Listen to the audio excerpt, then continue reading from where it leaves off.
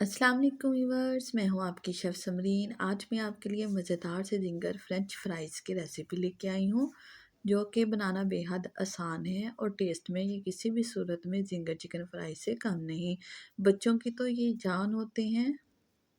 अपनी इफ्तार पार्टी में इस रेसिपी को ज़रूर ट्राई कीजिएगा। मेरी रेसिपी को आपने एंड तक लाजमी देखना है ताकि इसमें से कुछ भी स्किप ना हो और आपकी रेसिपी परफेक्ट बने।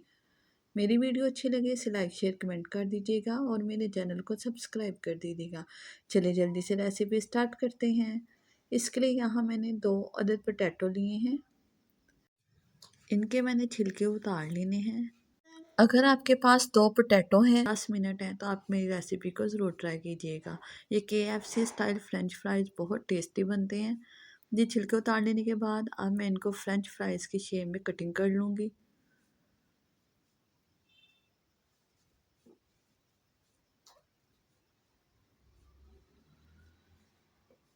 फ्रेंच फ्राइज़ को आपने ना तो बहुत ज़्यादा मोटे रखना है ना ही बहुत ज़्यादा पतले रखना है। बस मीडियम साइज़ के आपने फ्रेंच फ्राइज़ कट कर लेने हैं। कट करने के बाद यहाँ पे मैंने एक बाउल में पानी लिया है और इसमें मैं 1 टेबलस्पून नमक डाल दूँगी। अब फ्रेंच फ्राइज़ को मैं इस पानी में नमक मिले पानी में डाल दूँगी और 2 मिनट के लिए छोड़ दूँगी ताकि जो आलू हैं उनका सारा स्टार्च निकल जाए।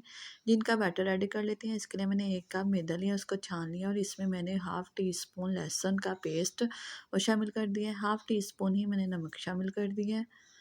1 चुटकी हल्दी,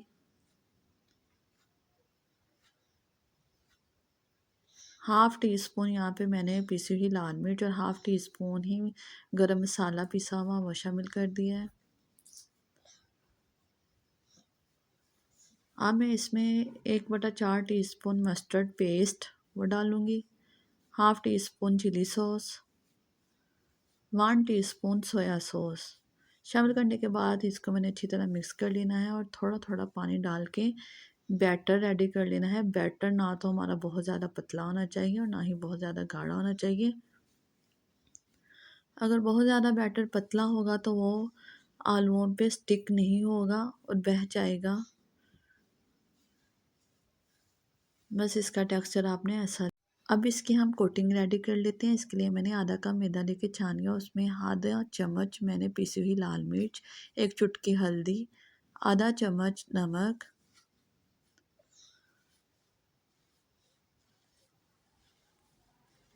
और आधा चम्मच ही मैंने इसमें चिकन पाउडर शामिल किया है। चम्मच यहाँ पे आप रेगुलर स्पून भी यूज़ कर सकते हैं। ये हमारी कोटिंग भी रेडी हो चुकी है और हमारा बैटर भी रेडी हो चुका है। अब हम एक फ्रेंच फ्राइज़ उठाएंगे, उसको बैटर में डिप करेंगे अच्छी तरह। डिप करने के बाद उसको हम जो हमने कोटिंग रेडी की है उसमें डालेंगे और उस पे अच्छी तरह मैदा हम डस्ट करेंगे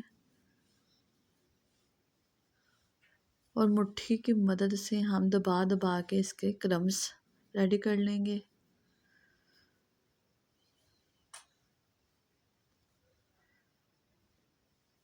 अगर आप ज़्यादा थिक क्रम्स पसंद करते हैं तो इसको आप दोबारा भी रिपीट कर सकते हैं।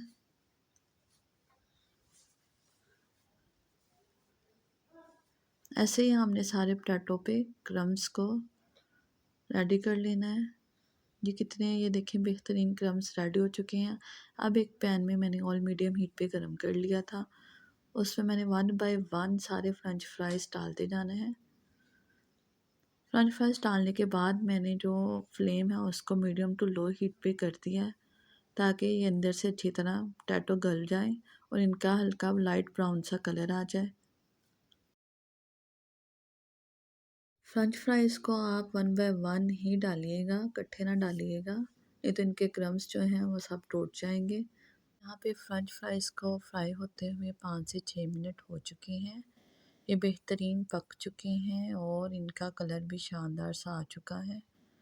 अब हम इनको डिश आउट कर लेंगे। इनके क्रम्स भी बहुत बेहतरीन बने हैं। जी ये देखिए माशाल्लाह कितने प्यारे इनकी लुक लग रही है और बहुत ही ये टेस्टी भी लग रही हैं। इनका आप केचप के साथ सर्व कीजिएगा।